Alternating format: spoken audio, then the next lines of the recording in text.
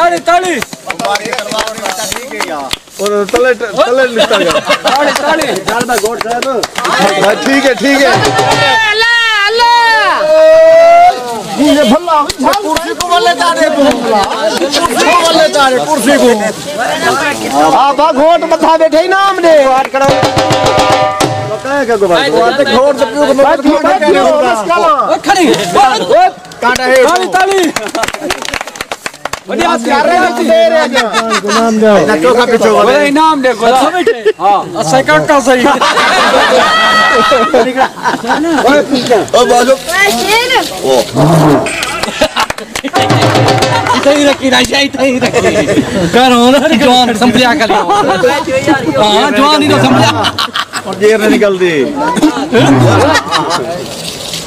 इनाम दो गोला इनाम मारो ताली मारो इनाम दे यार को तो इधर देखो यार हम तो इधर रखो इधर सही ले ले ले ले ये चिरकी बाजू ये उतली कुछ और जरा उतले आवे है बात है ये उतली आवी